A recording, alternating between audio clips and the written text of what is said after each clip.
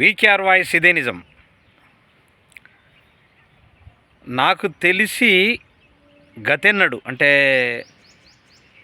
సమైక్యాంధ్ర పాలనలో ఏ రోజు కూడా ఇలా జరగలేదు. ఎందుకంటే ఎంతోమంది ముఖ్యమంత్రులను చూసినాం. ఎన్నోసార్ల మన సమస్యల మీద అంటే తెలంగాణలో ప్రతి ఒక్కరు కూడా వాళ్ళకున్నటువంటి సమస్యల్ని చాలాసార్ల ముఖ్యమంత్రులకు అంటే పెద్దవాళ్ళు అంటే సామాన్యమైనటువంటి కార్యకర్తలు కావచ్చు, సామాన్యమైనటువంటి మనుషులు కావచ్చు కాకుండా వాళ్ళు కూడా కలిసినటువంటి సందర్భాలు ఉన్నాయి. మ్యాక్సిమము నాకు తెలిసి సమైక్యాంధ్ర పాలనలో మ్యాక్సిమం అంటే మ్యాక్సిమము ప్రతి ఒక్కరు కలవటానికి అవకాశం మాత్రం ఖచ్చితంగా ఉండే. అలాంటి అవకాశం తెలంగాణ వచ్చిన తర్వాత తెలంగాణ ప్రజానికం, తెలంగాణ సమాజం కోల్పోయింది. ఎందుకు కోల్పోయిందంటే వాస్తవానికి మన కుటుంబ పాలనే ప్రధానమైనటువంటి కారణం. కుటుంబ పాలనలో మ్యాక్సిమం కలవనీయకుండా చేసినటువంటి ఘనత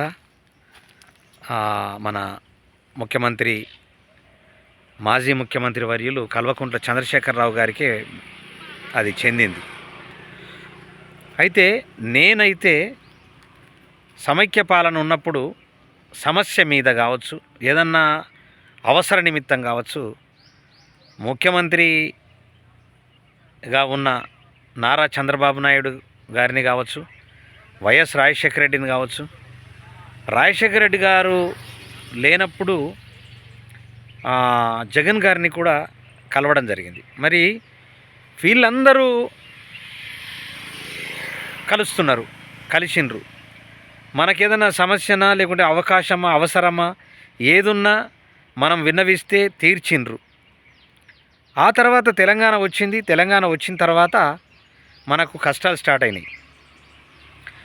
నిజంగా మన పరిపాలన వస్తే మనం అన్ని రకాలుగా సాధించుకోగలుగుతాము, అన్ని రకాలుగా మనము ఫలాల్ని అనుభవిస్తామన్న ఉద్దేశంతో మనం అందరం కొట్లాడి తెలంగాణ తెచ్చుకున్న తర్వాత మన ముఖ్యమంత్రులు మనకు కలవడానికి వాళ్ళకి ఎందుకు బాధేస్తుందో నాకేమో ఇది అర్థం కావట్లేదు. నేను గతాన్ని గుర్తు చేస్తున్నా. ఎందుకోసం అంటే గతంలోనైతే ఇలాంటి సిచ్యువేషన్ అయితే జరగలేదు నాకు తెలిసి. నేను చంద్రబాబు నాయుడు గారిని, వైఎస్ఆర్ని గారిని కలవడం జరిగింది.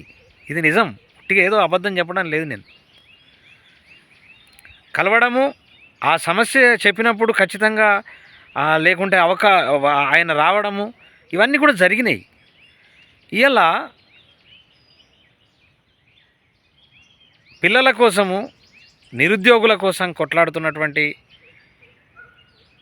అశోక్ సార్ను ఇంట్లో బంధించేసి పోలీసులు ఎవరిని కూడా లోపలికి కొనియకుండా చేయడము, ఆయన దీక్షను భంగం చేయడము, ఆయనను తీసుకుపోయి మొత్తము ఓఆర్ఆర్ చుట్టూ తిప్పడము, ఏదో పోలీస్ స్టేషన్లో పెట్టడము, ఇవన్నీ కూడా చూస్తూ ఉంటే ఇది ఏం జరుగుతుందో నాకు అర్థం కావట్లేదు.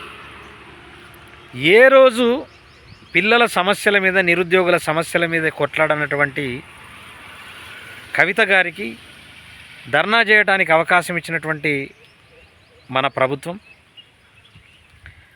మరి అశోక్ గారు ఆయన ధర్నా చేస్తానంటేనో లేకుంటే నిరాహార దీక్ష చేస్తానంటేనో ఎందుకోసము మరి అవకాశం ఇవ్వట్లేదు, ఎందుకోసం పర్మిషన్ ఇవ్వట్లేదు అనేటటువంటిది ఒక సందిగ్ధమైనటువంటి వాతావరణం. ఇవాళ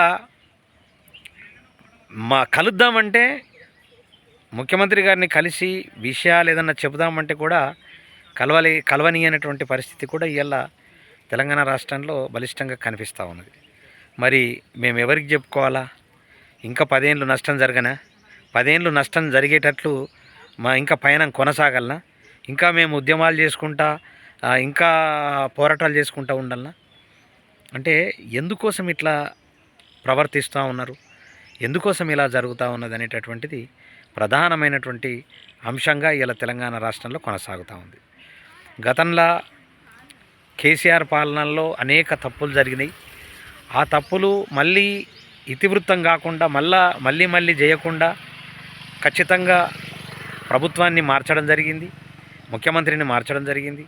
మరి ఒక కొత్త ముఖ్యమంత్రిని మనం ఎన్నుకున్నప్పుడు ముఖ్యమంత్రి ఖచ్చితంగా ప్రతి ఒక్కరిని కలిసేటటువంటి బాధ్యత, ప్రతి ఒక్కరినంటే 4.5 కోట్ల జనం వచ్చేసి నీ దగ్గర క్యూ కట్టరు. ఆ 4.5 కోట్ల మంది నిన్ను కలుస్తానని చెప్పేసి ఎవరు రారు. ప్రధానంగా ఆయా కుల సంఘాలు కావచ్చు, పార్టీలు కావచ్చు, సంస్థలు కావచ్చు, ప్రజా సంఘాలు కావచ్చు, ఏమైనా సరే వాళ్ళ ప్రతినిధులు మాత్రమే నిన్ను కలవడానికి కోసము వస్తారు, కలవాలనే ఆలోచిస్తారు. ఎందుకోసము? వాళ్ళకు సంబంధించినటువంటి ఏదైతే సమస్యలు ఉన్నాయో ఆ సమస్యలు మీ దగ్గర చెప్పుకోవటానికి, కలవటానికి మీ దగ్గరికి వస్తారు. వాళ్ళని కలవనీయకుండా పోతే మరి ఎవరినాలా? అంటే గత ముఖ్యమంత్రి చేసిందే మళ్ళీ ఈ ముఖ్యమంత్రి కూడా చేస్తే పరిస్థితి ఎటువైపు పోతుంది? ఇంకా 10 ఏళ్ళు నష్టం జరగనా తెలంగాణ ప్రజానికానికి? మరి ఇదంతా కూడా ఆలోచించవలసినటువంటి బాధ్యత నిజంగా రేవంత్ రెడ్డి గారికి, ముఖ్యమంత్రి రేవంత్ రెడ్డి గారికి ఉంది. ఖచ్చితంగా మీరు ప్రజాపాలన, ప్రజల సంక్షేమం కోసం మేము పనిచేస్తున్నాము, ప్రజలే మా దగ్గరికి రావాలా, వచ్చి కలవాలా, మేము కలవడానికి సిద్ధంగా ఉన్నామని చెప్పేసి మీరు చెబుతున్నటువంటి ఇది నిజం చేయాలని నేను ఈ వీడియో ద్వారా మీకు విన్నవిస్తా ఉన్నాను.